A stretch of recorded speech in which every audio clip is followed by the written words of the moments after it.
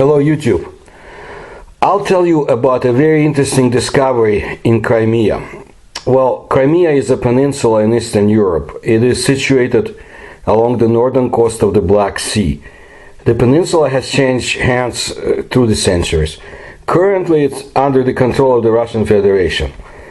Simferopol is the second largest city in Crimea and the capital of both the Republic of Crimea, a de facto federal subject of Russia, and the internationally recognized Autonomous Republic of Crimea, a de jure administrative division of Ukraine. So Crimea used to be called Tavrida or Tavria, Tavrika, has had many other names over its very long history, some of which we hardly recognize anymore. But the names are not the most important enigmas about Crimea. There are a lot of secrets in this ancient land that all basically scientists cannot solve so far. The valley of the Mali-Salgir River is comfortably protected from the prevailing winds in the cold season from the northeast and southeast by the uplands of the Hood Hills and the second ridge of the Crimean mountains. And it was in very distant times in antiquity the most suitable place for settlement. To the ancient people engaged in hunting and gathering, nature itself gave karst caves for housing and forest rich in fruits and wildlife. It's a beautiful piece of land. I recall being there many years ago, and Crimea has always been beautiful and fruitful and an attraction for peoples from most ancient times. So in 1928, 1929, archaeologists became interested in this valley. So the so-called Mousterian cave site of a small tract of Chokurcha was explored by Soviet archaeologist Ernst. And in 1940 to 1941, Tatarinov discovered petroglyphs in the cave vault. In the 1970s, Badr and Stolbunov, about whom we'll speak much more, they discovered and examined another settlement in that area, which was called Chokurcha II.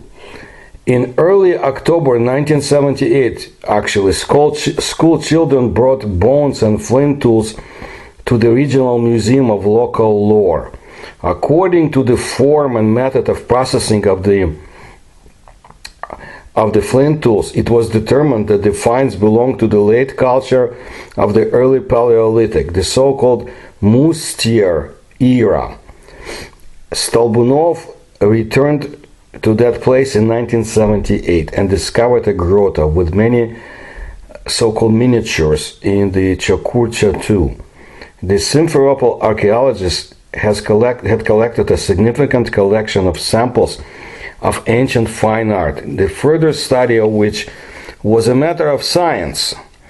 Until then, on the territory of the USSR, the age of the art was not pushed into such deep past period as the early Paleolithic. Whatever they discovered, they didn't classify it by such antiquity. But Stolbunov suggested that perhaps the discovery made near Simferopol would enrich world science and would allow a new look at man and humanity, and perhaps a more meaningful look into the future. He persevered, looked for ways to publish, and wrote to the luminaries of science, seeking support and understanding. Well, in one of the caves near Simferopol, he found the bones of a mammoth. But the most striking thing is that the bone of the scapula, better known as the shoulder blade, was polished, and a drawing consisting of symbols and dots was applied to it, which the Soviet scientists recognized as a map of the starry sky. However, the singularity, as it immediately turned out, the uniqueness, even the sensation of the finds was not at all, that really date from that archaeological period. So there were just a few artifacts of primitive human activity found there. The value of the find was different. The fact that they were able to be first seen by the sharp eyes of children and then the gaze of a historian armed with magnifying glass. So by chance, this amazing discovery was made. Forcing a new look at the age of not only art, but of mankind, humanity itself.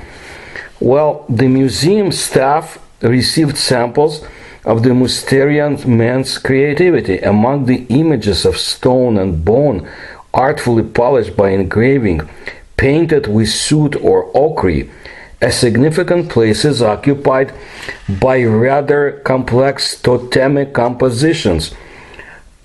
People, birds, or what should I say, a mixture of people and birds, and people and animals.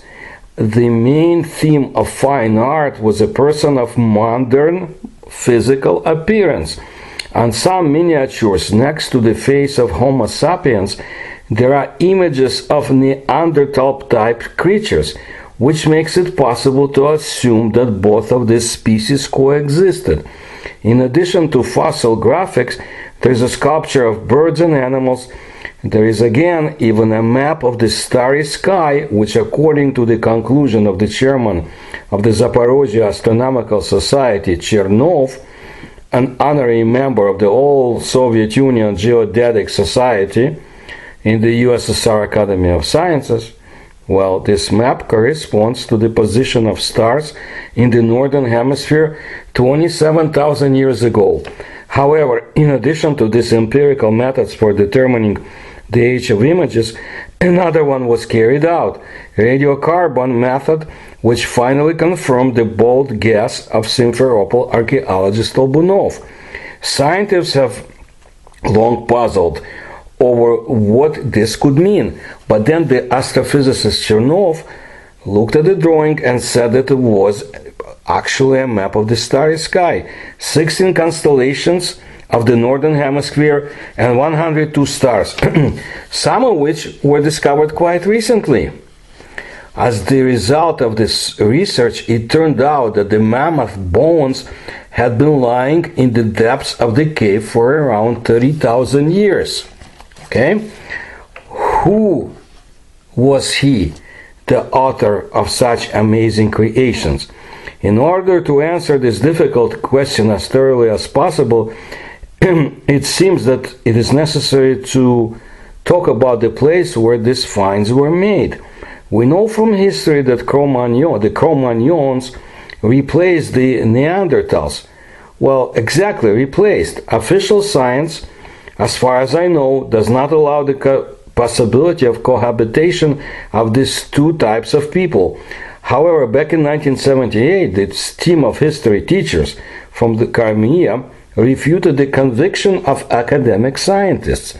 In that cave near Simferopol, not only the skeletal remains of Neanderthals and Cro-Magnons were discovered, but also rock carvings indicating close ties between the two branches of evolution. Based on this, it can be concluded that the Cro-Magnons fished, developed agriculture and animal breeding, while the Neanderthals hunted and were engaged in gathering. Both kinds of people cohabited exactly there. Anatoly Stolbunov, the organizer of the expedition, pointed out that the late Neanderthals and early Cro-Magnons communicated in a similar sign language.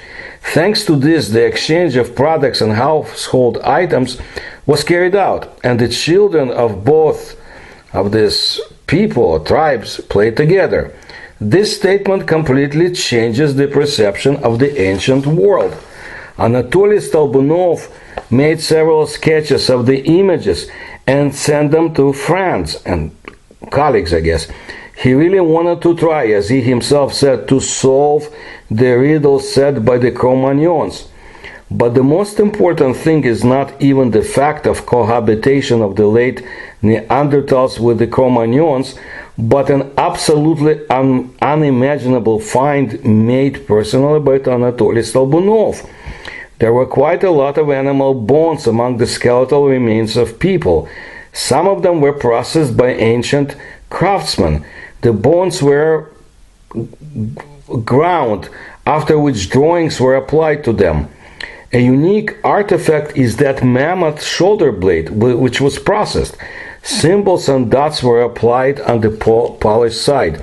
It is important to note that Stolbunov himself believed that the symbols are not letters or any kind of writing, but clearly indicate something. Upon returning from the expedition, this teacher showed his find to colleagues at the university. They looked at it and confirmed that there was a mammoth shoulder blade in front of them. Previously, its age was 28 to 32,000 years. Considering that the bones of Neanderthals and Cro-Magnons were found in the same cave, there is no doubt that the bone is ancient. But researchers for a long time could not understand what is depicted on it. So Anatoly Stolbunov made several sketches of the images and sent them to people who might know. He really wanted to try, like I said, to solve the riddle posted by the Cro-Magnons. In addition, the Khersonis cave, this is the name of the cave where the bones were found, located in ancient Tavrida on the territory of modern Crimea. Well, in addition, Stolbunov discovered a dozen rock paintings depicting two types of people. Again, Cro-Magnons and Neanderthals, which, contrary to scientific hypothesis, confirmed that these two types of people could exist simultaneously. So, the artifacts found by Anatoly Stolbunov refuted, at least cast a serious shadow of doubt that generally accepted theory of human evolution. So the history teacher faced complete misunderstanding or even resistance from official Soviet science and local authorities. I am sure it would not have been different in the United States or Europe, because some beliefs are ossified and our science doesn't want to look at anything else. The real persecution of the local historian began. The teacher who allegedly did not do his own thing, meaning just teaching, had to be put in his place.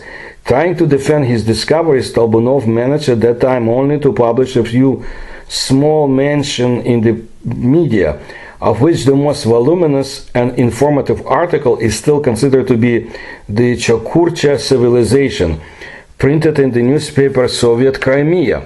A real taboo of complete silence was imposed on Chokurcha discovery. The artifacts found testify to the high knowledge of our distant ancestors and cast definitely a shadow of doubt on the theory of evolution. As a result, the research was curtailed and the information about the find was classified.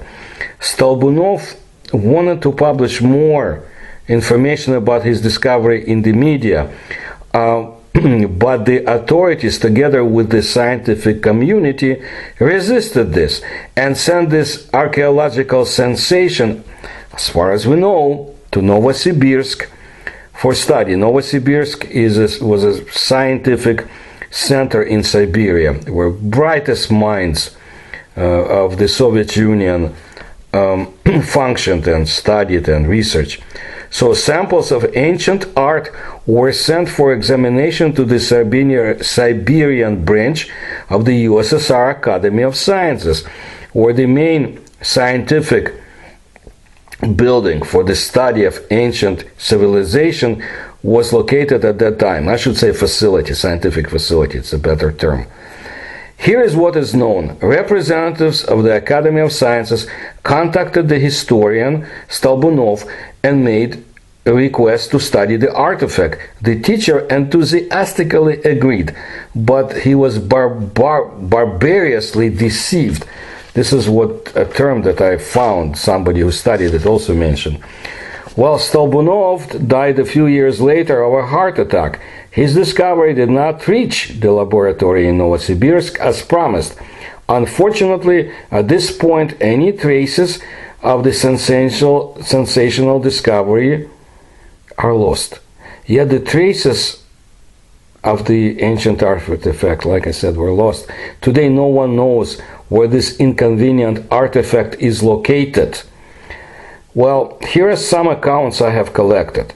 So the fate of the artifacts sent to Novosibirsk, as I said, is noteworthy, just showing our ignorance on what happened to them. They were never investigated, at least officially. According to one account, they perished, the artifacts, in the mid-1980s of the during a fire in the vault. According to another, they were sent back to Crimea to the archives of the Simferopol Museum of Local Lore. Now, I believe it's called the Central Museum of Tavrida. However, in the archives of the museum, as its employees assure, there is nothing like this and has never been. However, the historian Stolbunov left sketches painstakingly, diligently made from the original. Thanks to them, the mystery of the Cro-Magnons was solved, well, at least according to some researchers. The images came to the astrophysicist Chernov, who interpreted them without a doubt as a star map. Again, 16 constellations of the Northern Hemisphere and 102 stars. At the same time, most of them were discovered only at the beginning of the 20th century. So tell me, how could the ancient Cro-Magnons see them without telescopes? In 2006, a group of eager supporters or enthusiasts, based on Stolbunov's sketches, reproduced the 30,000-year-old sky in a computer program. It turned out that the Cro-Magnon star map completely coincided with the location of the stars at the time of 28,560 years BC. So in the 28,560 years BC, despite the loss of the artifact, in my opinion, there was enough evidence in this story to state the following. The knowledge of modern scientists about the ancient world is very inaccurate. And if the Cro-Magnons did not have telescopes, then maybe the artifact fell into their hands from another, a more advanced civilization. You know, star map discovered in Crimea. Who and how created the 30,000-year-old artifact? We have many more questions as more discoveries are made and will be made. Trust me, now with the help of special archaeological satellites, I think we're in store. Just recently, there was a discovery made in the jungles of Brazil of the very interesting and advanced ancient city. So, I will bring you more stories, and if you like my research, please support me through the links you will find in the description of this video. Please like my video and please tell others. Thank you.